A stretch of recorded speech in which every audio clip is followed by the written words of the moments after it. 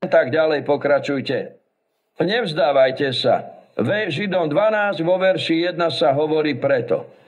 Preto teraz, keď vidíme, že sa to všetko stalo, preto keďže aj my sme obklopení takým veľkým oblakom svedkov.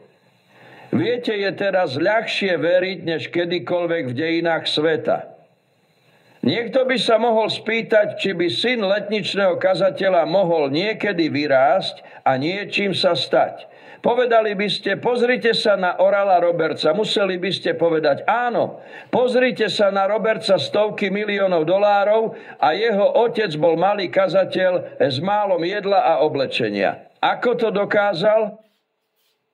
Hovorí, že to bolo funkciou a pôsobením viery. Hovorí, Bože, ty to dokážeš. Vyskúšam ťa, aby som ukázal svetu, že to zvládneš. Ak Boha nevyskúšate, nikdy neviete, či niečo dosiahnete. Mladý muž v Manile, ktorý prišiel z Indonézie, videl vzkriesenie mŕtvych. A jeden z našich misionárov sa ho opýtal, či bol naozaj mŕtvy. Ako dlho bol mŕtvy? Bol studený? Chlapec zdvorilo odpovedal, áno, všetci mŕtvi sú studení. Snažil sa mu to vysvetliť. Nakoniec sa spýtal, pane, modlili ste sa niekedy za vzkriesenie mŕtvych?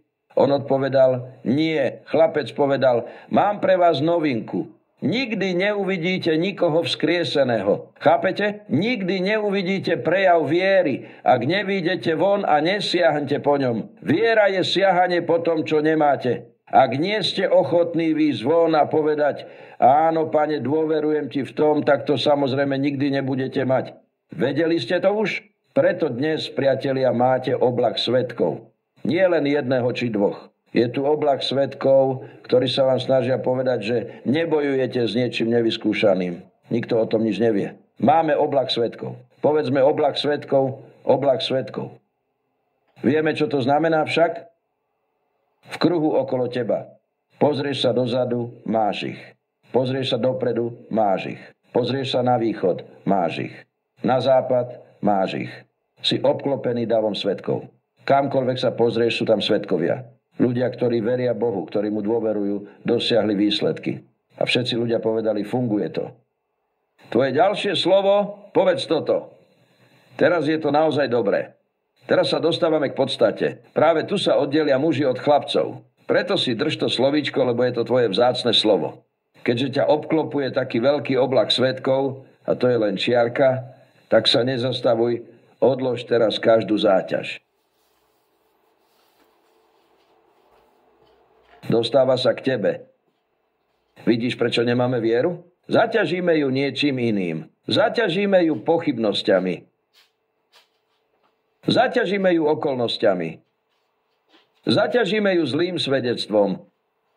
Nefunguje to. Striko Jack sa modlil a aj tak zomrel. Nefunguje to. Hovorí, odlož každú záťaž. Láska k svetu, starosti života. Odlož každú záťaž. Kto neprejavuje vieru? Tí, čo sú zaťažení pochybnosťami, smútkom, žiaľom. Vedeli ste, že vaše problémy sú len vaše vlastné a máte ich, pretože ich v skutočnosti chcete? Ach, tvrdíte, že to nie je pravda. Dve rovnaké veci sa stanú dvom ľuďom. Jeden stúpa, druhý klesá. Pritom sa stalo presne to isté. Nejde o to, čo sa vám stane, ale ako na to zareagujete. Naše vnútro nás robí tým, čím sme. Ja som to nezvládol, ale niekto iný tým prešiel ľahko. Nejde o situáciu, ale o vašu reakciu na ňu. Nikto ma nemal rád. No, ani ty si nikoho nemal rád. Teraz ste si kvit, chápete? Ak chcete byť milovaní, musíte milovať. Čím viac milujete, tým viac lásky dostanete. Ak tomu veríte, povedzte amen. Takže hovorí, počúvajte, hovoríme o viere, ale vraví, chcem, aby si odložil každú záťaž. Ide hlbšie, lebo nie každá záťaž musí byť hriech. Môžu to byť starosti, ktoré by ste nemali mať. Alebo počúvať negatívne svedectvá nesprávnych ľudí. Viete, nerad počúvam negatívne svedectvá. Nechcem to ani počúvať. Nechcem, aby ste mi hovorili, čo Boh nemôže. Radšej hovorím o tom, čo Boh môže urobiť. Nechcem počuť, že Boh tam niečo neurobil. Chcem vám povedať, ako to Boh tu urobil. A radšej mám svoj postoj než váš. Niektorí vymyslia toľko negatív, že od Boha veľa nedostanú. Odložte každú záťaž. Potom ide hlbšie.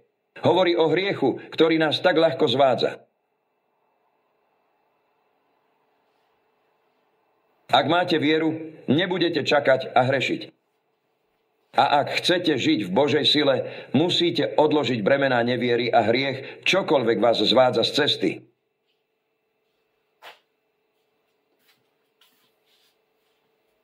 Hovorí, že nás to sužuje. Ľahko vás to zvedie a už nie ste na správnej ceste. Nemôžete byť Bohu najbližšie, ak hrešíte. Bohu najbližšie ste len, keď žijete čistý, svätý život. Aj kazateľov, čo kážu, označujú za prísnych. Hanba vám. Je to ako strážnik, čo drží väzenie zamknuté. Hovoria, že je prísny dozorca. Ani nenecháva dvere otvorené. No miláčik, tak to má byť. Má držať dvere zatvorené. Kazateľ nemá hovoriť, aký ste milí. Má vám povedať, čo Boh chce, aby ste šli do neba. Nemáte právo označovať ho za prísneho. Milujete brata Sumrala? Nie je to ľahké. Odložte každú záťaž a hriech, čo nás zvádza. Jakými slovy se řídím? Síla a odolnost. I když je... A potom to poriadne rozbehne. A potom bežte. Povedzte, bežte. To neznamená spomaliť. Brat, ak zastaneš, diabol ťa obrastie burinou. A on hovorí, bež.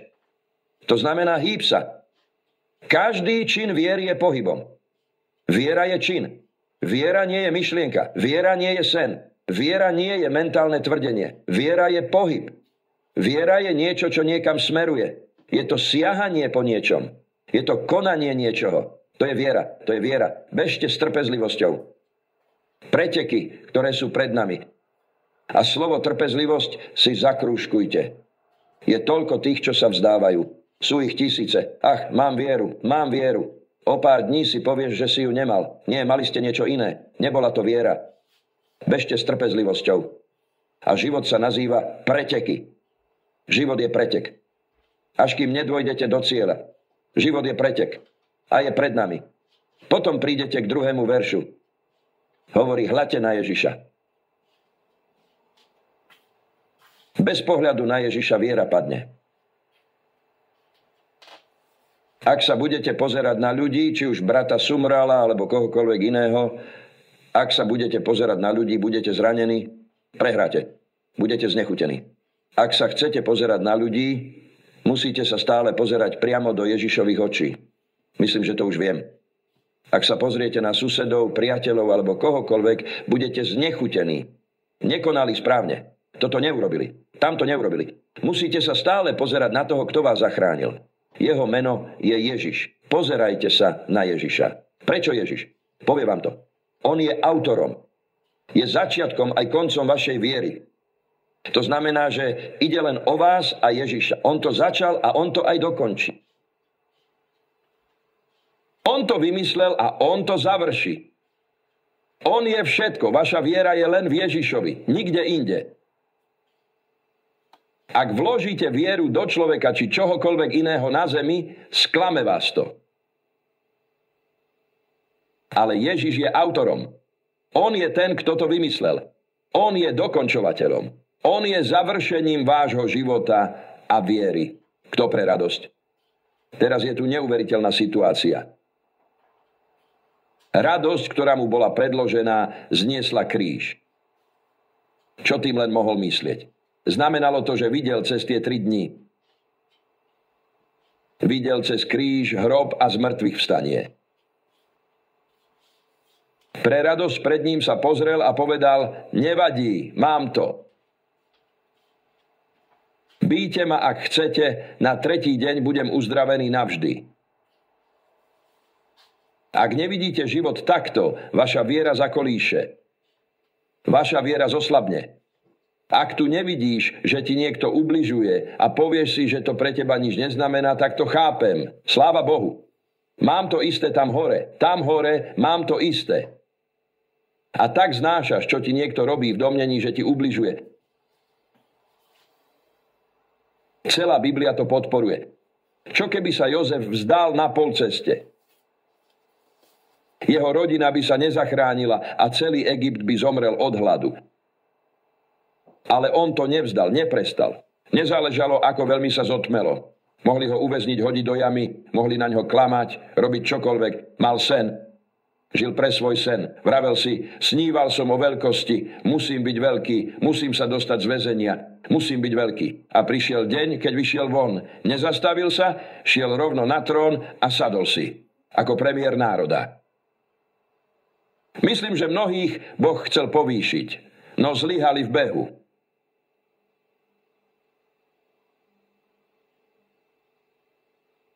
Nehľadeli na Ježiša, pôvodcu viery, a nepoznali radosť z dnešného vzťahu k večnosti.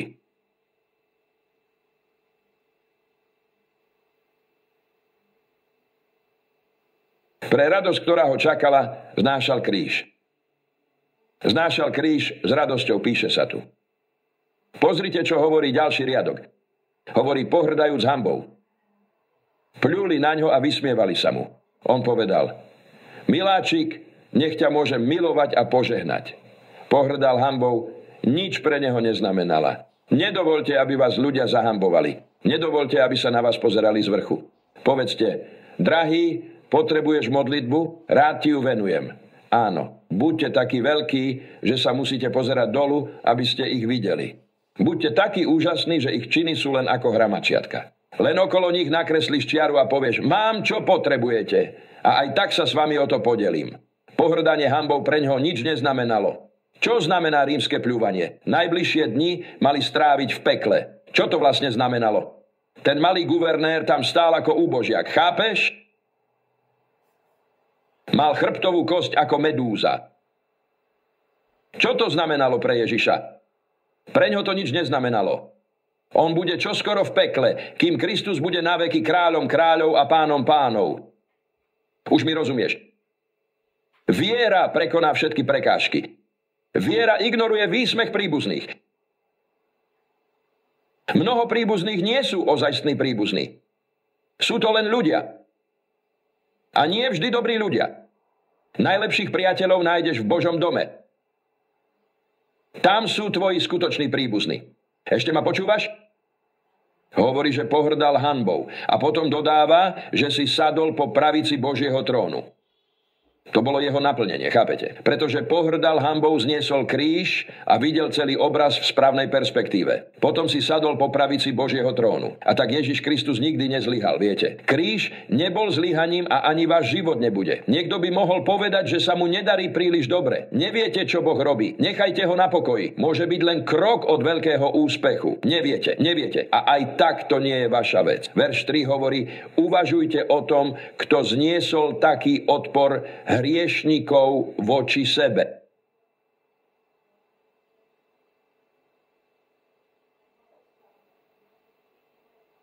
Boh hovorí, uvažujme o Ježišovi. Znášal rozpory hriešnikov. Vraj nič dobre nerobia, keď idú do kostola. Vraj nič dobre nerobia, keď čítajú Bibliu. Čo on o tom vie? On o tom nič nevie. Vôbec nič. Znášal rozpory hriešnikov. Ak to neurobíte, budete unavení a omdlievať. Poviete si, to je ale kázeň. Však to je naozaj kázeň. Keď vidíte unaveného človeka, viete, čo robí. Pozerá sa na nesprávnych ľudí. Stýka sa s nesprávnymi ľuďmi. Ide s nesprávnou skupinou. Nepočúva hlas viery. Nečíta Božie slovo. Oblak svedkov ich neobklopuje. A tak strácajú. Naozaj strácajú. Potom vo 4. verši trochu karhá.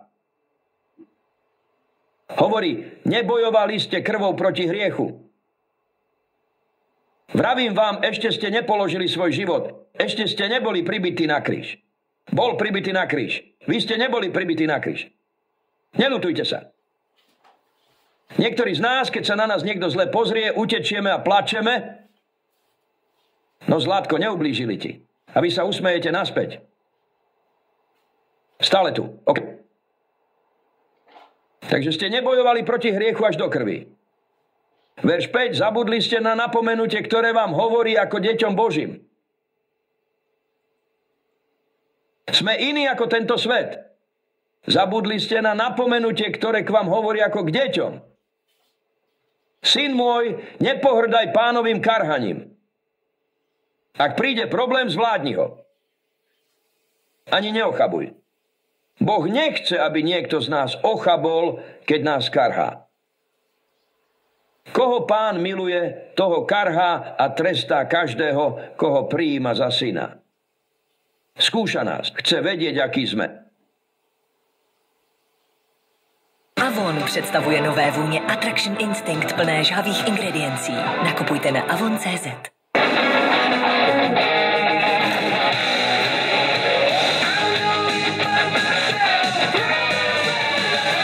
Žijte naplno. O pojištění se postaráme my. Takhle. Direkt. Pojištění lusknutím prstu. Direkt pojišťovna.